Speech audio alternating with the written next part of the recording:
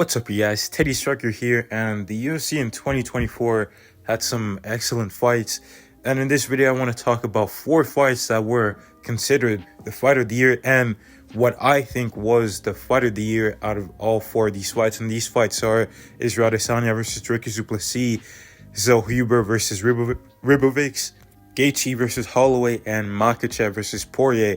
And right off the bat, I think that Dustin Poirier versus Islam Makhachev and Justin Gaethje versus Max Holloway should not be considered fight of the year.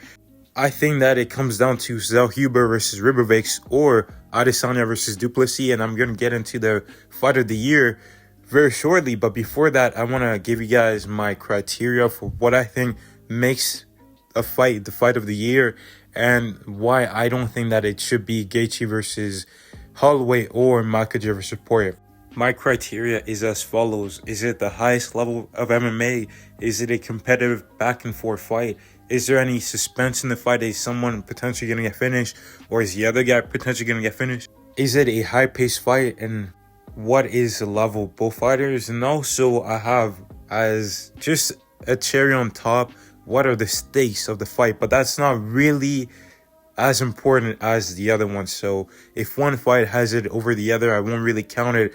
It all comes down to the first 5 aspects that I've mentioned earlier. But I feel like the Justin Gaethje versus Max Holloway fight doesn't really fit into those criteria. I feel like, yes, it was like the level of both fighters was up there. Like Max Holloway, a former champion who's defended his belt multiple times.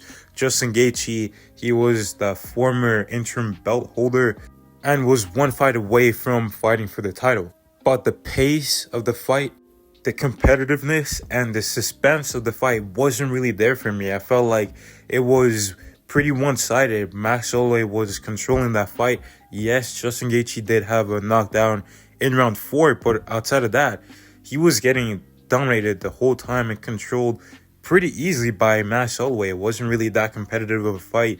Max Holloway was doing whatever in there. And, Justin Gaethje, maybe he was landing one big right hand every here and there, but it wasn't really any sustained success for Justin Gaethje. It was mainly Max Holloway dominating, and then he just knocked him out in round 5. And if that KO didn't happen in the last 10 seconds, I don't think we're even mentioning this fight in fight of the year category. But just for the fight itself, even with the KO, I still don't think that it's up there. I feel like there was some far better choices for fight of the year, and it's kind of the same thing for Islam Makhachev versus Dustin Poirier. And also, Gaethje versus Holloway wasn't really the highest level of mixed martial arts. It was mainly a kickboxing fight, but at least Makhachev versus Poirier was the highest levels of MMA because you saw all the aspects of MMA. You didn't just see like a kickboxing match. You saw a Muay Thai fight with the Thai clinch. You saw a jiu-jitsu match with the grappling exchanges. You saw a wrestling match. And you saw a striking masterclass from Islam Makhachev because, to be honest, I thought that Dustin Poirier was getting outclassed in there. I thought, yes, he was defending the takedowns, but when he was on the feet, he wasn't really doing much because Islam Makhachev was actually a better striker than we all thought. And I thought Islam Makhachev comfortably won 3 rounds. He could have arguably won round 4. And again, the fight of the year needs to be competitive. And also, the pace of the fight wasn't crazy high. Yes, there was like a lot of grappling and a lot of striking, but it felt like, when they're like striking on the feet, like they weren't like, going at a crazy pace back and forth. It was mainly like Islam controlling the exchanges. He was hitting his combinations and then just getting out of the way of Dustin Poirier's exchanges. And then he would maybe go and shoot for a takedown and maybe go into a clinch and slow the pace of the fight a little bit. And overall, this fight, it didn't really have that suspense where I was like on the edge of my seat of like, is this guy going to get finished or is that guy going to get finished? It didn't really feel like that. It felt like this fight was going to go to a decision that Islam Makhachev was comfortably winning. But the fight of the year, in my opinion, was Plessis versus Israel Adesanya. I thought that this fight had all the criteria. It was the highest level of mixed martial arts. It was competitive and back and forth. It had suspense. It was a high-paced fight. And these are 2 world-class fighters. Plus, it had the cherry on top of being a blood feud.